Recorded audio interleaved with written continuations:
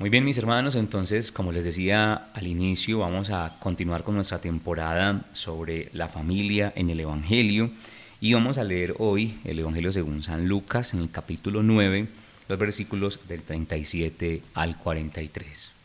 Al día siguiente, al bajar del monte, la gente vino a su encuentro, y de pronto un hombre de entre la gente gritó: Maestro, por favor mira a mi hijo, el único que tengo. Un espíritu maligno se apodera de él y de repente se pone a gritar. Lo retuerce entre espumarajos y a duras penas se aleja de él, dejándolo extenuado. He pedido a tus discípulos que lo echasen y no han podido. Jesús respondió: Gente incrédula y perversa, ¿hasta cuándo tendré que estar con ustedes? ¿Hasta cuándo tendré que soportarlos? Tráeme aquí a tu hijo. Y mientras el muchacho se acercaba, el demonio lo tiró por tierra y lo retorció violentamente. Jesús increpó al espíritu impuro, curó al muchacho y lo devolvió a su padre. Y todos se quedaron atónitos ante la grandeza de Dios. Palabra del Señor. Gloria a ti, Señor Jesús. Bien, tenemos entonces otro texto del Evangelio según San Lucas. Hemos escogido a Lucas para hacer, digamos, este recorrido que hemos iniciado en esta serie de programas, en esta emisora. Y llegamos al Evangelio según San Lucas, capítulo 9. Nos encontramos con una escena que pues tal vez hemos escuchado en muchas ocasiones. Jesús que libera al hijo de un hombre que le pide, que le ruega que lo sane, que lo libere, ¿no? Esta escena sucede justo después de la transfiguración. Jesús subía al monte, dice el texto que estando allí en oración, se transfigura, bueno, el Señor, el Dios Padre lo confirma, dice: escuchen, este es mi hijo, a él escúchenlo. Y después de esto Jesús baja de la montaña. Jesús es como decir, regresa a la realidad, ¿no? Entonces, como un poco el contraste entre la montaña, el monte de la transfiguración, donde Jesús les manifiesta un poco incluso a los discípulos su gloria, ¿no? Les muestra quién es Él, su gloria. Pero luego baja con sus discípulos y se encuentra ante la realidad de las personas, y dice el texto que es una muchedumbre la que lo está esperando. Y entre la muchedumbre hay un hombre, ¿no?, que se acerca y lo identificamos como un padre de familia. Por eso este texto cabe dentro de nuestro contexto, ¿no? Estamos en un programa que está dedicado a las familias y nos está hablando el Evangelio que hay un padre de familia que se acerca a Jesús para suplicarle algo. Se identifica como un padre de familia que vive una crisis, la crisis que tal vez muchos de nosotros estamos viviendo, y es una crisis que tiene que ver también con los hijos. Entonces, la identidad de la persona que se aparece, que se acerca a Jesús, es un hombre, ¿no? Y no dice ni siquiera cómo se llamaba, simplemente lo caracterizan como eso, como un hombre entre la multitud que le pide algo a Jesús, ¿no? Y hay un elemento también interesante en esto, y es que dice que el hombre sale y empieza a gritar. Mi traducción dice así: sale un hombre de entre la multitud y comienza a gritar. ¿Y por qué es interesante y llamativa esta expresión? Es porque hay una diferencia que puede ser sutil, pero es importante, entre la oración y el clamor, o más bien entre un estilo de oración que puede ser de alabanza, de adoración, de incluso hasta de petición, un estilo de oración de petición, y la oración que se hace clamor, o el clamor, ¿no? ¿Y cuál es la distinción? Pues que la oración, pues digamos que tiene un tono como tranquilo, relajado, sereno. Cuando estamos orando, pues decimos que estamos hablando con Dios. Decía Teresa de Jesús, Teresa de Ávila, decía que orar es hablar de amores con el que sabemos que nos ama, hablar mucho, ¿no?, con el que nos ama.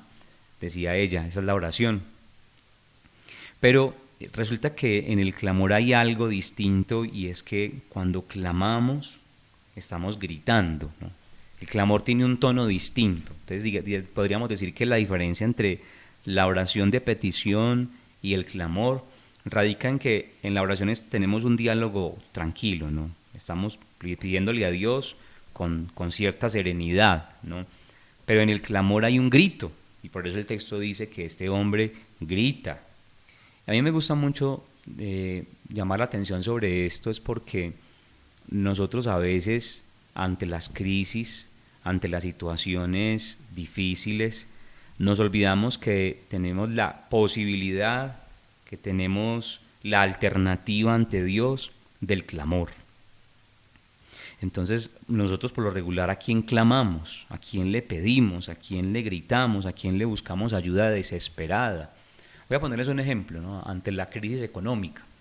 Cuando usted está en crisis económica, ¿a quién le pide ayuda? ¿A quién clama usted cuando está en crisis económica? Cuando está en crisis con su familia, con su pareja, ¿usted a quién le pide ayuda? ¿No? Pues es que el clamor hay que dirigirlo es a Dios. A ti clamo, Señor, dice el salmista, ¿no? A ti clamo, ¿no? Hay otro salmo que dice, levanto mis ojos a los montes, ¿de dónde me vendrá el auxilio? ¿No? El auxilio me viene del Señor. El clamor y la importancia de hacer de nuestra oración en los momentos de crisis esto, un grito que puede ser incluso desesperado, un grito que mueve, que está movido por la urgencia, la necesidad. Entonces se puede, ¿no? Se puede. Les estoy tratando de decir es que ante los problemas, ante las crisis que vivimos con nuestros hijos, con nuestra familia o en la vida cotidiana, nosotros podemos clamar, hacer de nuestra oración un clamor, comenzar a gritar, pedirle al Señor, pedirle al Señor. ¿Y qué le pide este hombre a Jesús? Vamos como desglosando parte por parte el Evangelio. ¿Qué es lo que le pide? ¿Cuál es el clamor que tiene? ¿No? El texto, mi traducción dice que le dice, maestro, mira a mi hijo. No le dice, maestro, libera a mi hijo, maestro, sana a mi hijo, maestro, te entrego a mi hijo, sino que le dice, mira a mi hijo, ¿no? Es una expresión muy bonita griega, que es la expresión eblepein.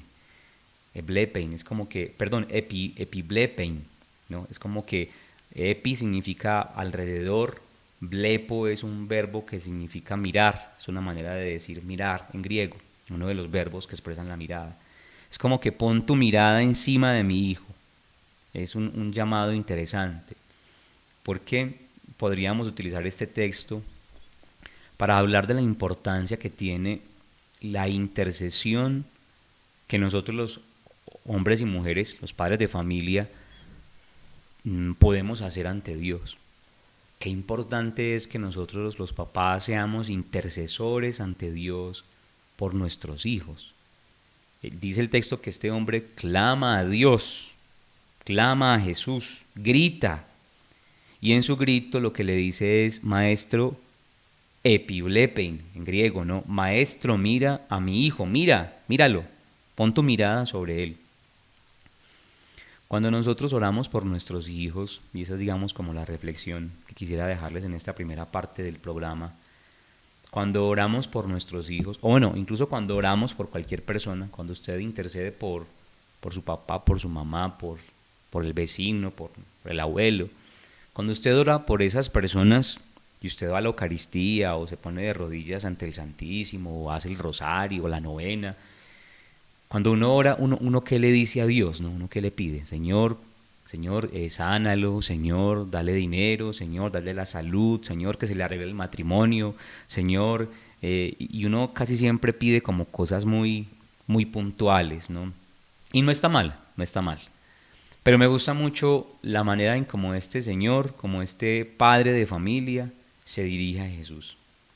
Le dice, pon tu mirada sobre él. La petición de este Señor no es, Señor, tengo un hijo endemoniado, sánalo, Señor, libéralo, eso lo va a decir más adelante. Pero lo primero que le dice a Jesús es, míralo, pon tu mirada sobre él. Y este mismo verbo que encontramos aquí en Lucas capítulo 9, versículo 38, aparece por allá al inicio del Evangelio según San Lucas, cuando María dice que el Señor ha mirado la humillación de su esclava. Es el mismo verbo, el Señor ha mirado. Es decir, la mirada de Dios no es desprevenida, no es superficial, no es una mirada desprevenida, no es superficial. La mirada del Señor trae algo distinto. La mirada del Señor entra a la profundidad de la necesidad de las personas. Y por eso cuando intercedemos por nuestros hijos sería interesante, yo los invito a esto, a que le pidamos a Dios: Señor, pon tu mirada. Señor, mira a mi hijo, ¿no? Dice en griego epiulepein, es decir, pon tu mirada, que es un tipo de mirada distinto, ¿no? En griego hay varios verbos para hablar de la mirada. Esta mirada blepo es una mirada profunda, una mirada de fe, una mirada que no es superficial. Lo que le pide este Padre a Jesús es: míralo bien, Señor. Así es, justamente quería decirles eso sobre la intercesión por nuestros seres queridos, y es pedirle al Señor que mire a nuestros hijos con su mirada profunda. Nosotros muchas veces vemos que ellos pasan por situaciones difíciles. En nuestra casa hay situaciones complicadas, pero nosotros no alcanzamos a ver lo profundo.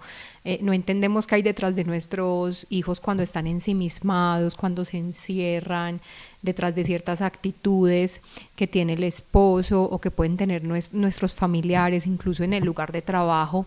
A veces hay situaciones conflictivas que son difíciles, pero no tenemos idea porque tenemos una mirada muy superficial, no logramos ver lo que hay en el corazón de los otros.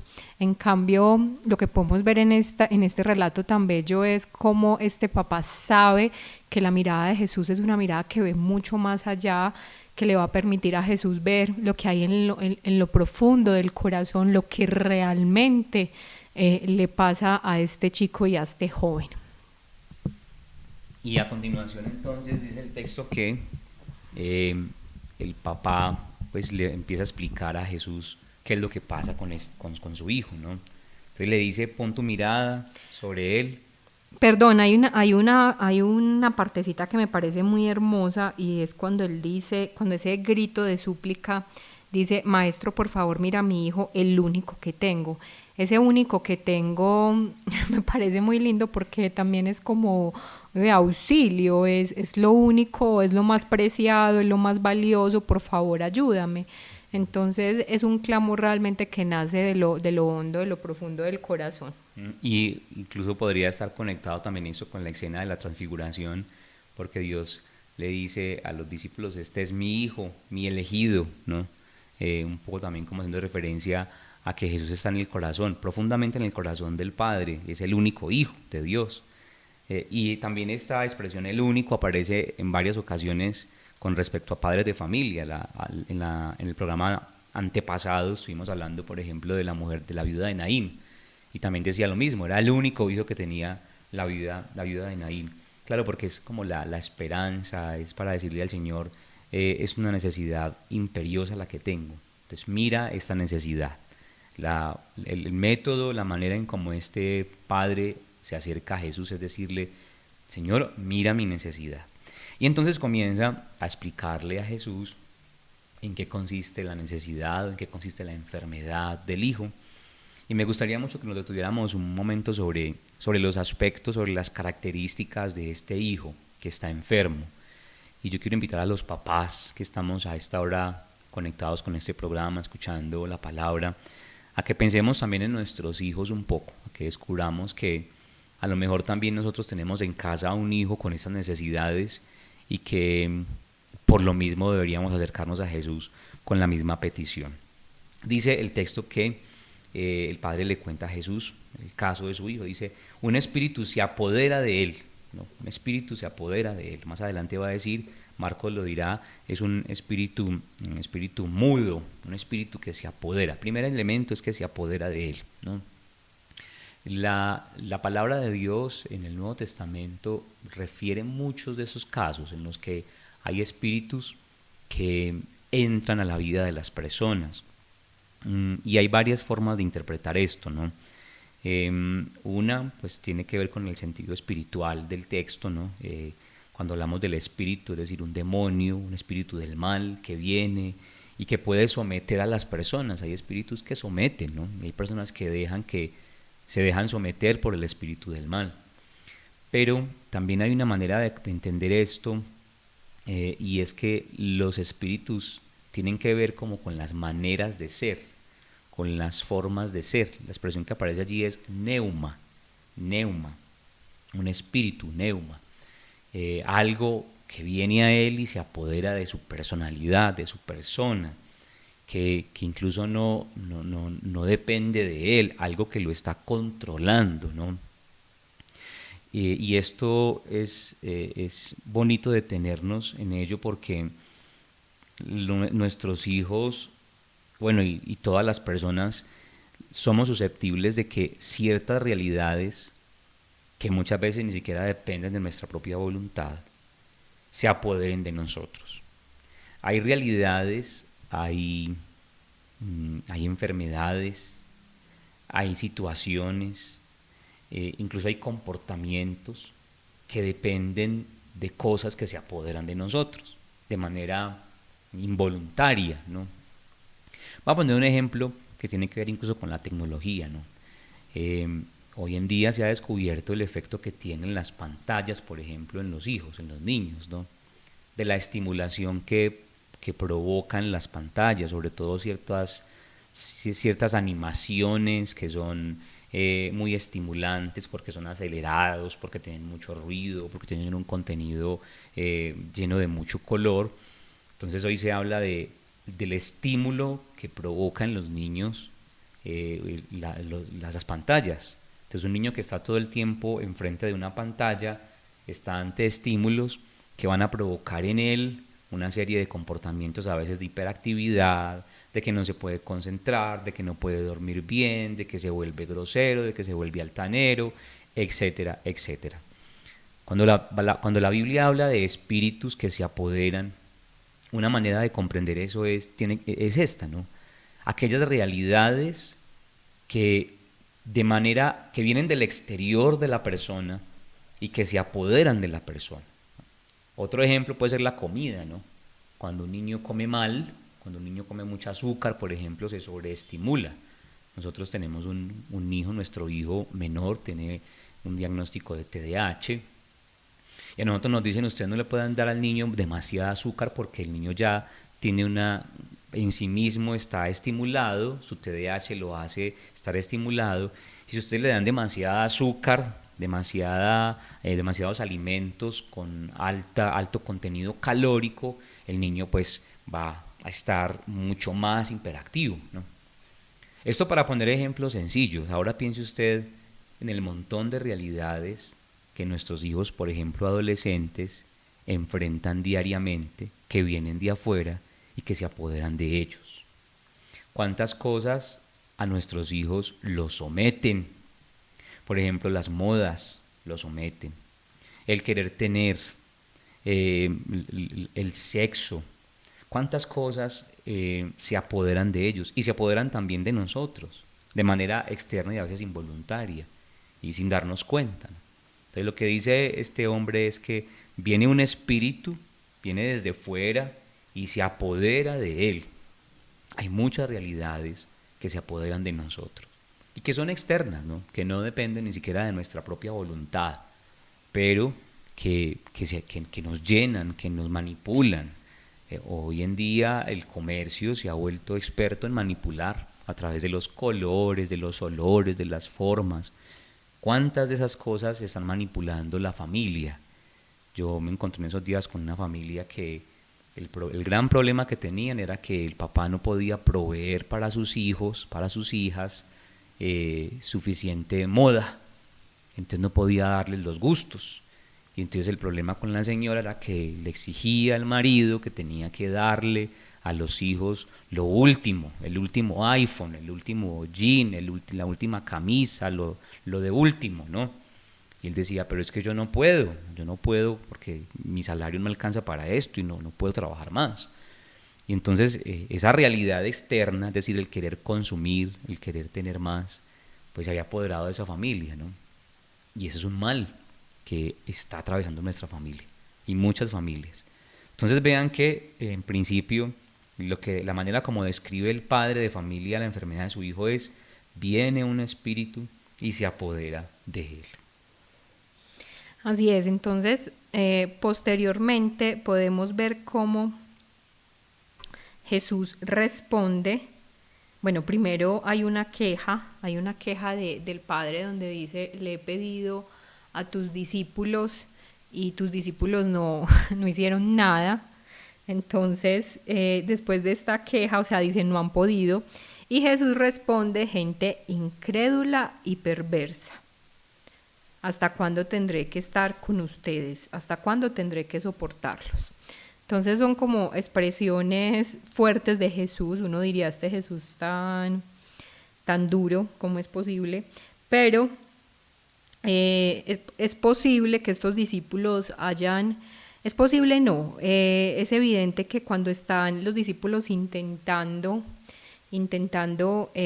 sanar o liberar a este chico, estaban sin Jesús, o sea, Jesús no estaba presente. Y esa ausencia de Jesús hace que los discípulos sean incapaces ante esta realidad que supera, ante esta realidad que controla, ante esta realidad que, o sea, como que los vence a todos, porque es una realidad difícil, como lo explicaba Andrés. Cuando se trata de algo que te domina, es muy difícil tomar acción sobre esto, porque si el mismo ser no logra dominarlo, no logra controlarse, igual para las personas que están afuera es una situación sumamente difícil. Pues el problema es que los discípulos intentan ayudar a este chico, pero se encuentran sin el maestro, no están sin Jesús, ese que mira profundamente, ese que al mirar tiene la capacidad de ver lo que hay realmente en el interior. Jesús tiene la capacidad de ver lo que realmente está pasando. A veces uno logra ver la parte superficial, la superficie, pero Jesús puede ver la raíz de lo que está sucediendo. Entonces, ahí la primera dificultad con la que se encuentran es con que los discípulos intentan, pero no están con el maestro, con el que todo lo puede. Bueno, y el padre también entonces sigue explicando la enfermedad de su hijo, en qué consiste esa enfermedad. Luego dice que da gritos, que su hijo, cuando viene este espíritu, uno de los primeros síntomas es que comienza a dar gritos, ¿no? Se apodera de él y de pronto empieza a dar gritos. Y aquí hay una diferencia también interesante. Fíjense que al principio decíamos que el papá también grita, ¿no? Pero son dos maneras distintas de gritar. Son como dos maneras distintas de exaltarse, de pedir, de llamar la atención. El grito es un llamado de atención. Entonces hay una diferencia, podríamos decir, entre el clamor como oración dirigido hacia Dios, que también incluso puede estar movido por la desesperación, por la angustia, y que uno puede decir es lícito hacerlo. Usted y yo podemos elevar nuestra voz gritando a Dios, ¿no? Alzo mi voz gritando, dice también el salmista, alzo mi voz gritando para que me oiga, dice el salmista, ¿no? Pero este hombre está gritando, ¿no? Y su grito es un signo, un síntoma de locura. Su gritar no es un llamado de atención, sino que a Dios, sino que es un síntoma de que no está en sí mismo, ¿no? Entonces es un grito, podríamos decirlo, sin sentido, al vacío. Todos somos, dirían los santos, somos un canto libre, el ser humano es un canto libre, pero a veces nosotros nos convertimos como en un grito desesperado, como al aire, ¿no? Y ese grito muchas veces está caracterizado en los hijos, por ejemplo, con la malcriadez, ¿no? con la rebeldía. A veces los hijos que están demasiado rebeldes, que están distantes de los papás, que están tristes o que se ponen groseros, están también en cierta medida llamando la atención, gritando, ¿no? A ver si alguien los puede escuchar, ¿no? Entonces, en cierta medida, hay una serie de síntomas, de signos en nuestras casas, a través de los cuales el otro está gritando, ¿no? La esposa, por ejemplo, yo siempre digo que las las malas caras, los gestos, las discusiones en la pareja son maneras también como de llamar la atención, de gritar, ¿no? El padre dice que su hijo estaba gritando y es un grito que, que es distinto del clamor, pero que de todas maneras tiene algo que decir, ¿no? Y es que estoy desesperado, y es que no estoy en mí, es que no estoy bien, ¿no? Hay un montón de gritos que expresan eso en la familia, y por eso nosotros necesitamos pedirle al Señor como esa sensibilidad para descubrir el clamor, el grito desesperado de nuestras familias, de nuestra esposa, de nuestros hijos, para poder ayudarlos, ¿no? Y luego dice el Señor, este hombre le dice a Jesús que no solamente da gritos, sino que lo hace retorcerse, ¿no? Lo hace retorcerse, echando espuma.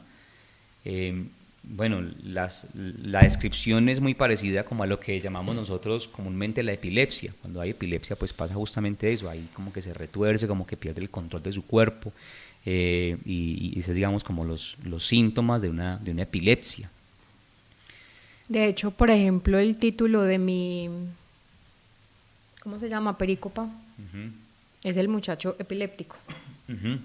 Así también lo llaman en el Evangelio, claro, los textos modernos lo llaman así, el niño que tenía epilepsia, ¿no?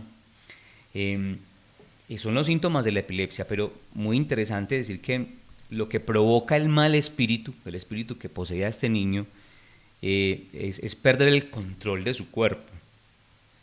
O sea, el efecto no solamente es que se apodera de él, que lo pone a gritar, sino que también hace que pierda el control sobre su propio cuerpo. Y ustedes saben, mis hermanos, que una de las grandes crisis de nuestro mundo, el mundo en el que estamos viviendo, es que nuestros hijos fácilmente pueden perder el control de su propio cuerpo.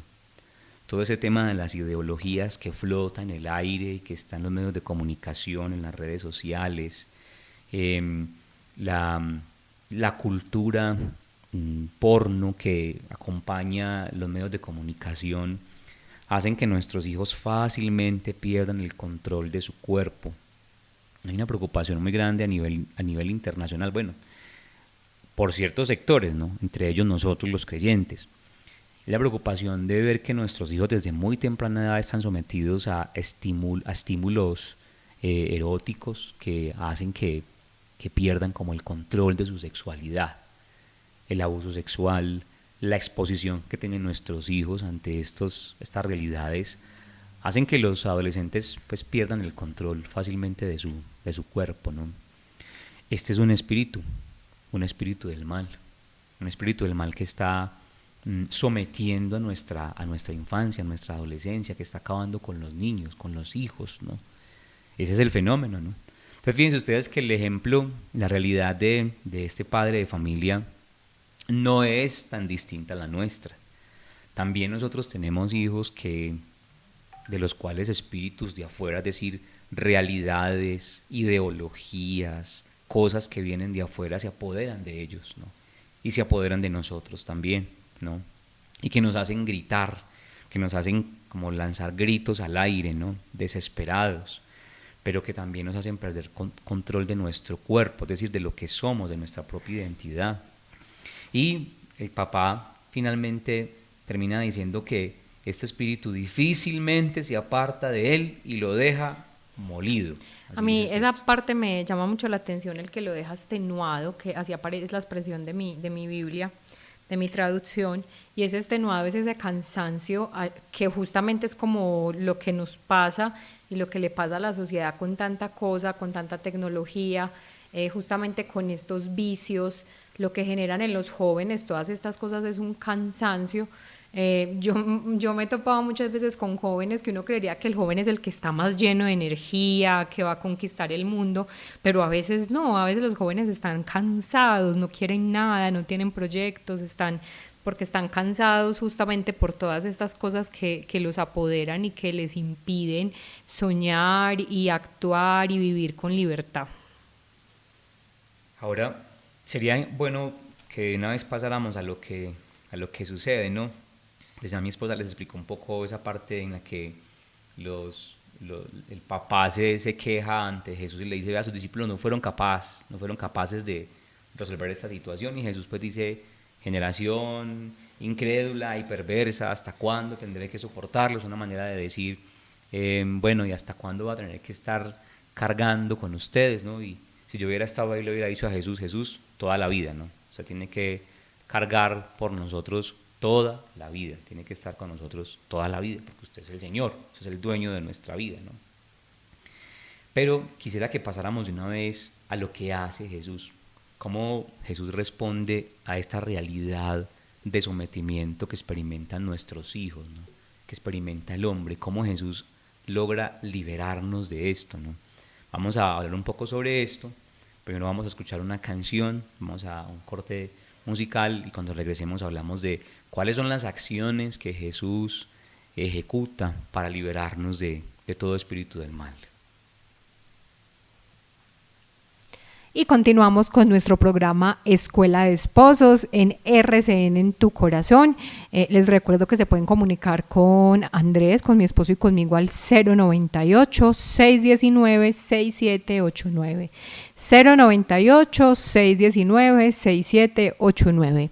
Y estamos leyendo el Evangelio de Lucas en el capítulo 9, versículo 37, donde un padre de familia le pide a Jesús gritando que por favor mire a su hijo, el único que tiene un espíritu maligno. Entonces les estábamos contando cuáles eran los síntomas que este padre de familia le estaba contando a Jesús, entre ellos cómo se apodera de él, cómo grita, cómo se retuerce y cómo lo deja sin fuerzas. Y también la queja que hace este hombre y le dice, he pedido a tus discípulos y no han podido hacerlo. Entonces vamos a ver cómo Jesús responde, cómo Jesús sana a este joven cuyo padre está con mucha desesperación pidiéndole a Jesús que le ayude. Entonces lo primero que le dice Jesús a este hombre es, tráeme aquí a tu hijo. Es el primer paso, ¿no? El hombre le dice, mira a mi hijo, míralo, o sea, pon tu mirada sobre él. Y Jesús le responde, pues tráigalo, acérquelo hasta mí.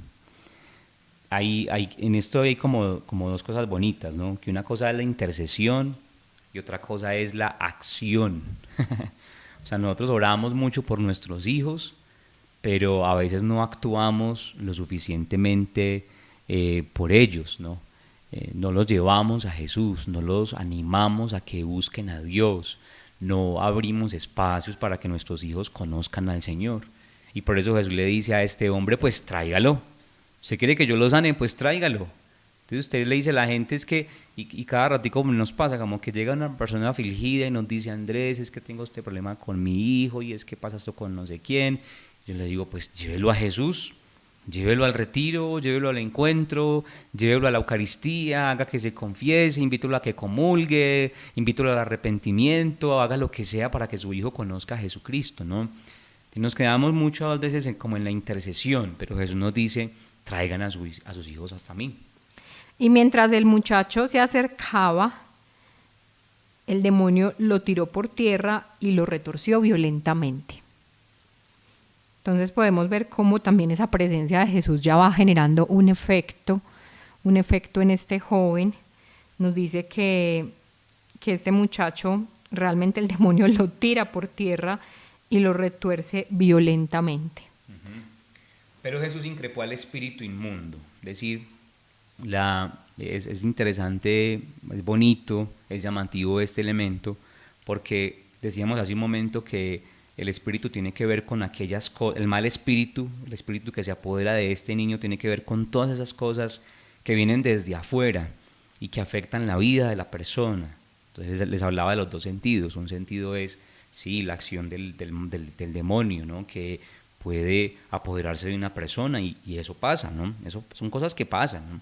Y hay que buscar ayuda, ¿no? Cuando vienen ese tipo de experiencias más allá de lo normal, ¿no? En la vida de una persona hay que buscar ayuda, ¿no? Buscar ayuda en la oración, en los sacramentos, en la iglesia, hay que buscar ayuda, ¿no? Para ese tipo de cosas. Pero también tienen que ver con esas realidades que someten a las personas a pesar de que tal vez ni quieran, ¿no? Que se van metiendo a la vida de las personas. pues Jesús ejerce autoridad. La palabra increpar es como que ejerce autoridad sobre esas cosas. ¿Por qué? Porque Jesús es el Señor. Ese increpar de aquellas cosas que pueden someter a las personas pone de manifiesto que Jesús es el Señor, el único Señor que tiene en sus manos el poder, la autoridad sobre la vida de las personas, y que Dios no quiere que el hombre esté esclavizado, que el hombre viva esclavizado de sus pasiones, de sus gustos, de sus aficiones, sino que el hombre sea libre. Dice el texto, Jesús increpa a este espíritu inmundo. Se me olvidó una cosa ahorita que estaba describiendo las enfermedades, y es que en el texto de San Marcos, en la versión de San Marcos de este relato, que está en el capítulo 9 también, Marcos 9:14, dice que el espíritu que viene sobre este niño es un espíritu mudo, es la versión de Marcos, un espíritu que le provoca mudez. Aquí lo hace gritar, en el Evangelio según San Marcos le genera mudez. Entonces hay como una diferencia allí interesante. El espíritu mudo, ¿qué significa? Que es una realidad que hace que la persona no se pueda comunicar, entre en un silencio, entre en sí mismo, se acorace, se amuralle en su propia realidad. Pues dice el Evangelio que Jesús increpa a este espíritu y luego dice, cura al niño, como dos momentos del mismo ejercicio, ¿no? De la misma sanación. Increpar al espíritu mudo, al espíritu inmundo, perdón, en Lucas, y luego lo cura, ¿no? Son como dos movimientos, ¿no? Entonces una cosa es la liberación, es decir, quitar todas aquellas cosas que pueden someterme a mí en la vida y que me quitan la paz, que me quitan la felicidad, y otra cosa es la curación. Son dos momentos. ¿Y por qué se habla de curación aquí? Pues porque la enfermedad del niño también era una enfermedad física, ¿no? La enfermedad de la epilepsia, por eso los títulos que ponen los biblistas a las Biblias nuestras modernas es el endemoniado epiléptico, es decir, un endemoniado que también estaba enfermo de epilepsia, ¿no? Una persona que sufría físicamente de algo. Y es porque también las enfermedades espirituales suelen manifestarse físicamente, y Jesús sana, ¿no? Entonces, dos movimientos. Uno, increpa al mal espíritu, ¿sí? Ejerce autoridad sobre él, pero también cura al niño y al final se lo devuelve a su padre. Dice que lo devuelve a su padre, y eso es también como un signo muy lindo del hecho de que muchas veces cuando estamos bajo la influencia de cualquier espíritu, este nos hace perdernos como del otro, o sea, como que nos impide relacionarnos, nos impide tener incluso nuestra identidad de manera sana. La identidad, por ejemplo, de este joven como hijo, de cierta manera estaba perdida porque no podía como entrar en esa relación con su padre. Entonces acá dice que le devolvió a su padre, o sea, se recupera la dignidad de la relación entre padre e hijo. Jesús lo restablece, y por eso es que hemos querido traer este texto a nuestro programa de Escuela de Esposos, porque es ver cómo hay enfermedades en nuestros hijos que necesitan de la acción del Señor. En nuestras manos hay dos cosas. Uno, la intercesión. Mira a mi hijo. Segundo, la acción. Llevar a nuestros hijos a Jesús. ¿Cómo vamos a hacer usted y yo para llevar a nuestros hijos a Jesús? Esa es nuestra misión como padres de familia, y también habría que decirlo que como padrinos, los que somos padrinos tenemos la misión de llevar a nuestros ahijados a la experiencia de Dios, a Jesús, a los pies de Jesús. ¿Para qué? Para que el Señor pueda increpar todo espíritu del mal, es decir, que pueda sacar todo aquello que los aliena, que los saca de sí, que les hace perder el control de su cuerpo, de su ser, ¿no? Y los restablezca, los sane, ¿no? Eso es lo que hace Jesús, sanar. Y el versículo 43 finaliza diciendo, y todos se quedaron atónitos ante la grandeza de Dios. Entonces, lo que genera el paso de Dios por la vida de la gente, la sanación, la liberación y la restauración de nuestro Señor es una gran sorpresa, ¿cierto? Ese atónito es como un impacto, un gran impacto de cómo Dios actúa en la vida de la gente. Así es, esa es la acción del Señor, y a partir de aquí vemos nosotros cómo cuánto necesitamos nosotros que Jesús entre a nuestra casa, a nuestra familia, para liberarnos, para sanarnos, ¿no? Que todos podamos concluir, como dice Lucas, alabando al Señor, que nuestra familia se convierta en un canto de alabanza a nuestro Dios. Vamos a terminar entonces, ¿o quieres decir algo más? Bueno, vamos a terminar entonces orando y pidiéndole al Señor que intervenga en nuestra familia y que sane a nuestros hijos. Amado Dios, queremos darte gracias porque sabemos que estás presente en nuestra vida, sabemos que tú actúas en nuestra vida. Te damos gracias por tu presencia, por tu amor, y queremos entregarte, Señor, a nuestros hijos, a aquellos hijos que están sufriendo por la maldad del mundo, a aquellos hijos que están siendo sometidos por el espíritu del mal, por el espíritu del sinsentido de este mundo. Te pedimos, amado Señor, que mires a todos estos hijos que te necesitan, a todos los niños, jóvenes, adolescentes que están bajo el influjo de espíritus del mal, de espíritus que les hacen perder su identidad, sus sueños, que los alienan, impidiendo que tengan una vida llena de alegría, de proyectos, una vida sana. Te pido, amado Señor, que mires a estos niños y queremos presentártelos, Jesús, los ponemos delante de ti. Yo te presento a cada joven, a cada adolescente, a cada niño, a cada hijo de este mundo, para que tu Señor obres de manera maravillosa en ellos, para que increpes, para que expulses todo espíritu del mal y para que sanes todas las enfermedades de nuestros hijos. Te lo pedimos, amado Dios, amado Jesús, en el nombre poderoso y santo del amor que nos tienes, en el nombre de tu cruz, por tus llagas, Señor. Te lo pedimos a ti, Padre del cielo, en el nombre de tu Hijo Jesucristo, nuestro Señor. Amén. Amén. Bueno, mis hermanos, ha sido una alegría poder compartir este programa con ustedes. Recuerden que se pueden comunicar con nosotros al 098-619-6789, 098-619-6789. Que el Señor les bendiga.